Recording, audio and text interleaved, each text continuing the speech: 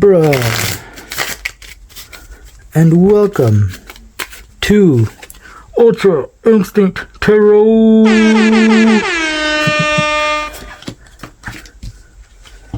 My name is Andres, and I'll be the one taking care of you for this reading. Ooh, I'm having trouble with this one.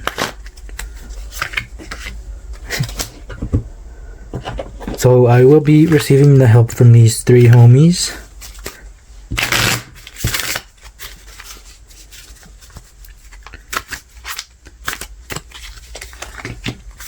And we are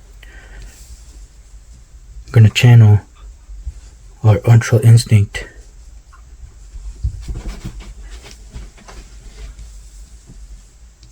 And go ahead and get started.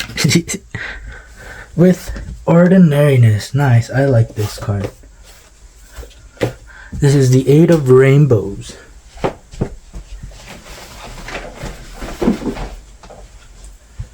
Or the Eight of Pentacles. The Eight of Discs. But the Eight of the Physical. So in our Tree of Life, we are pretty down the tree. In the Splendor Sphere, the 8.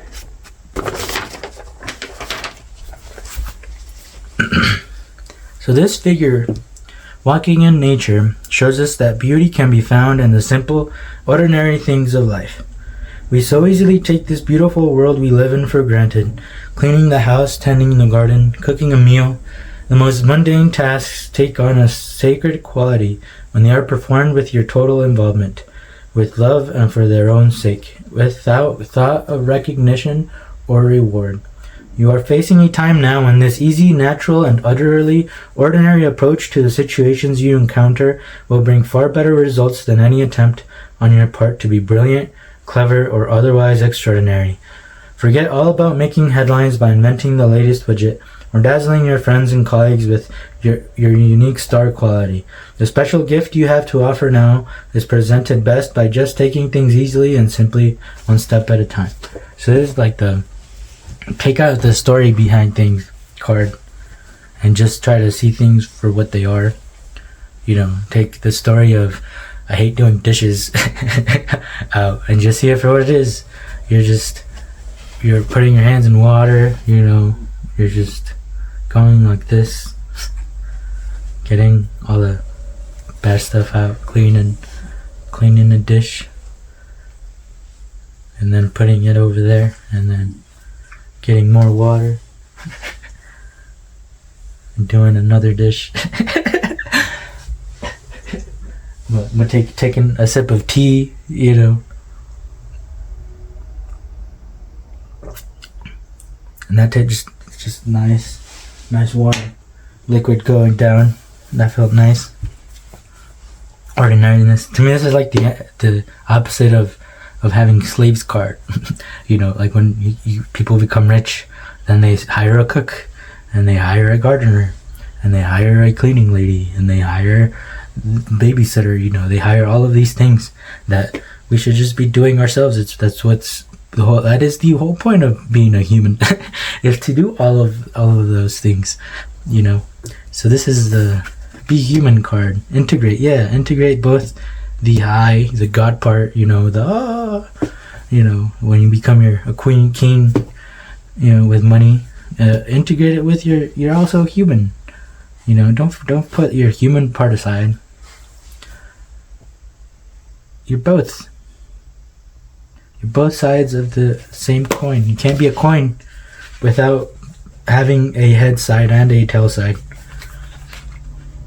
So if you're just a head side, then you're no coin.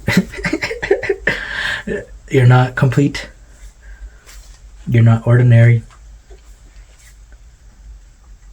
Be a coin.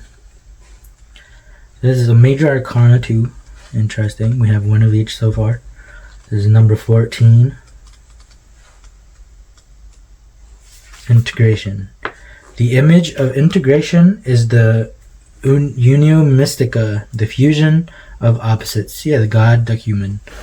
This is a time of communication between the previously experienced dualities of life. Rather than night opposing day, dark suppressing light, they work together to create a unified whole, turning endlessly one into the other, each containing in its deepest core the seed of the opposite. The eagle and the swan are both beings of flight and majesty. The eagle is the embodiment of power and aloneness. The swan is the embodiment of space and purity, gently floating and diving upon and within the elements of the emotions, entirely content and complete with inner perfection and beauty. We are the union of eagle and swan, male and female, fire and water, life and death. The card of integration is a simple symbol of self-creation, new life, and mystical union, otherwise known as alchemy.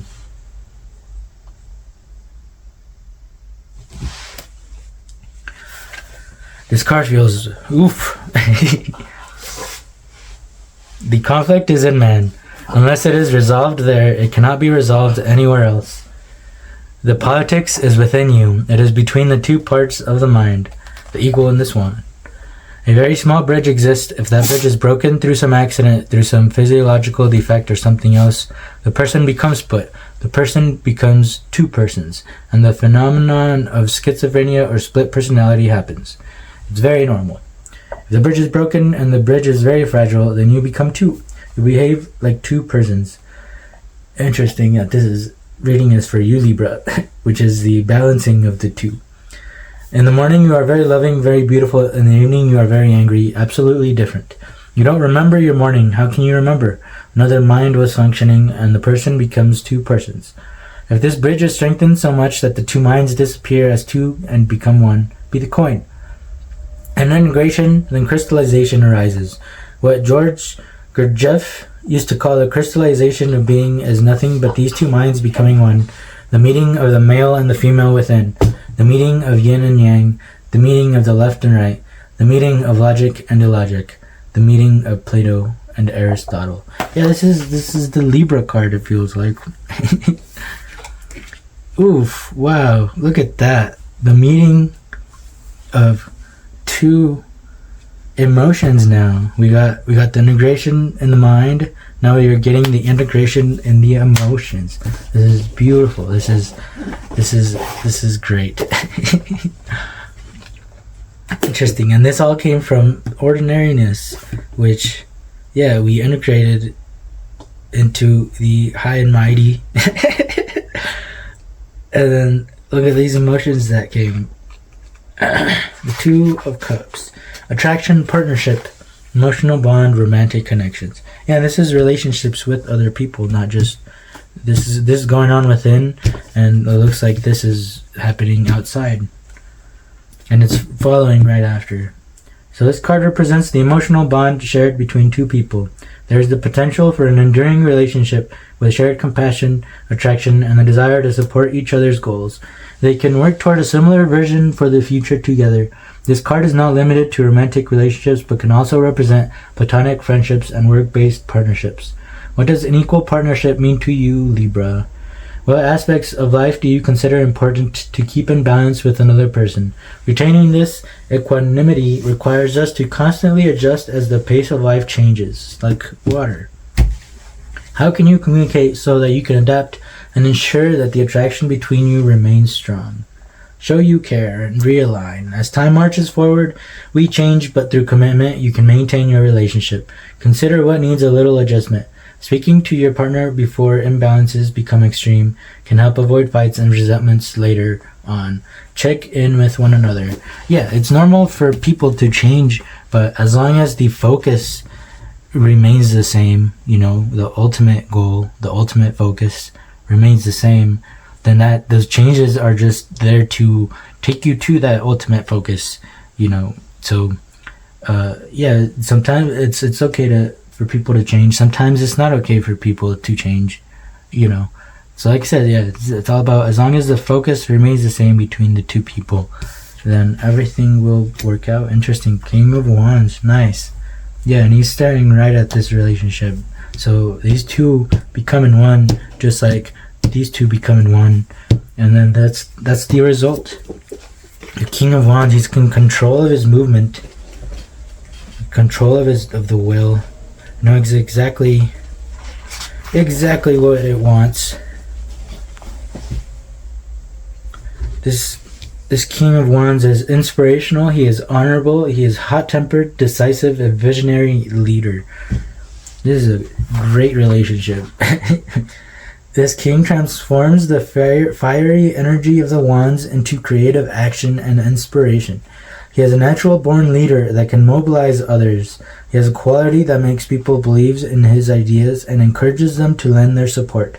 He is inspiring, capable, and big picture oriented. His ideas are grand and ambitious, and he pursues them with a determination and drive. What kind of leader are you?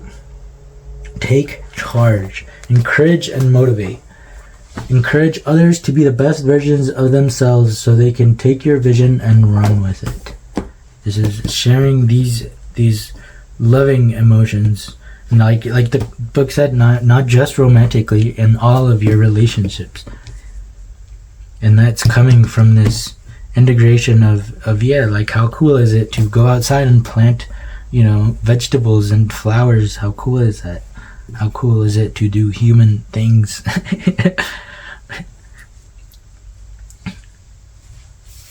We're gonna go with peace. Yeah. Wow. Yeah, the cancellation of this integration brings peace.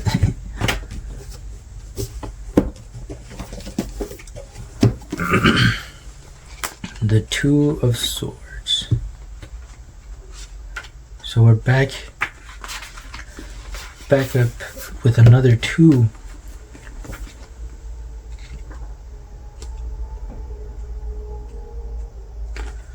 Two of Swords. Alright.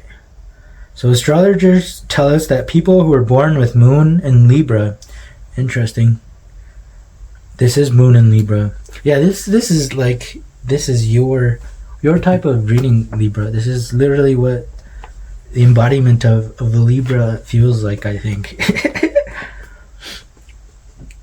Alright, so astrologers tell us that people who are born with Moon in Libra criticize and make judgments from a position of unviable equilibrium. They weigh every problem and proposition with the utmost fairness. This fortunate union of sign and planet finds a particularly dignified home in Chakma, which is the 2. The result is one of the few cards in the suit of swords that doesn't evoke groans when it appears in a tarot reading. Yeah, like, look at this. None of this has provided groans to me. That is not to say that it is all goodness and light. We must remember that the natural vocation of a sword is to fight, to cut, to pierce, to kill. It is an instrument of action, just like the mind, just like the ruach, the intellectual part of the soul. It is in constant movement. Eastern mystics tell us that the mind is the great enemy. If we are to achieve profound levels of consciousness, the mind must be overcome. Fearful that its existence and control will end, the mind resists these efforts at all costs. This is why so many cards in the Suit of Swords seem so frustrated, anxious, nervous, even tortured. In the case of the Two of Swords, peace, it seems we've dodged a bullet. We must always remember, however, that for the sharp and dangerous sword, peace is just an uncharacteristic and temporary interruption from war. But that's just where your home is, it looks like, after you do this integration of ordinariness. And if it's been something that you keep working so hard for, yeah, this is another planting vegetables card. What a nice reading. It even mirrored back to the beginning of this ordinariness. This is the 8 of Discs, which is also the 8 of Pentacles, which is also the 8 of Rainbows. We literally started in this ordinariness, we integrated, and it brought some cool emotions that we can share with the people around us, and that those relationships turn us into the King of Wands, or even attracts the King of Wands. Look at that. They both, that's red in both. And yeah, this is peaceful, man. Isn't this is what we want? This is what we want. Libra, everything to be balanced out. And yeah, look at that 8 of Discs again. Or this is ordinariness, but in this deck it's called Prudence. And I'll read it so we can see the differences. This is Soul and Virgo. So why is the 8 of Disc Prudence so inoffensive? Look at that. 2 cards that are not a... Oh my god.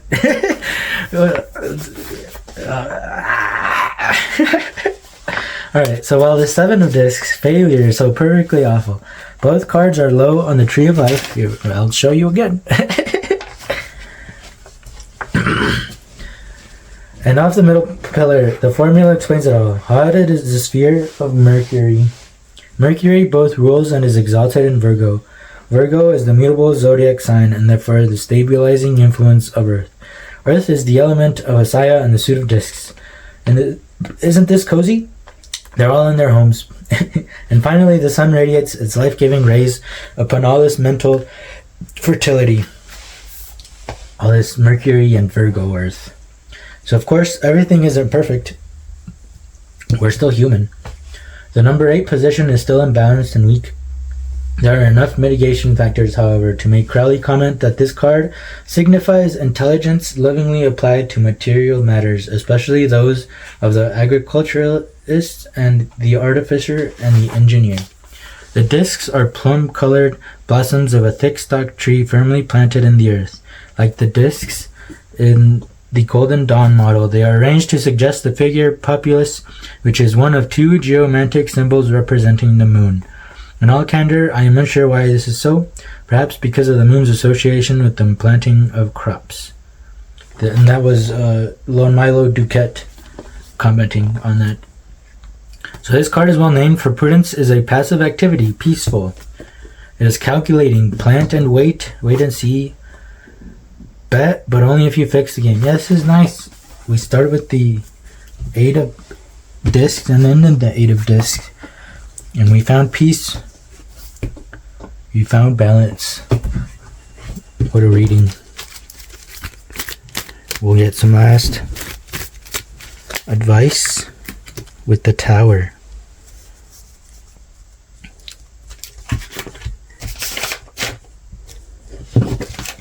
Oh, this one wanted to come out too.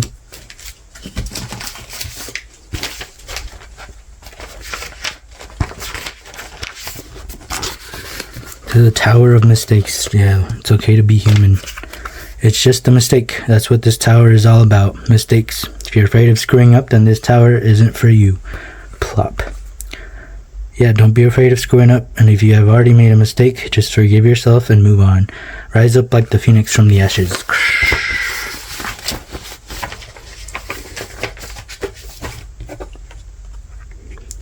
Oh.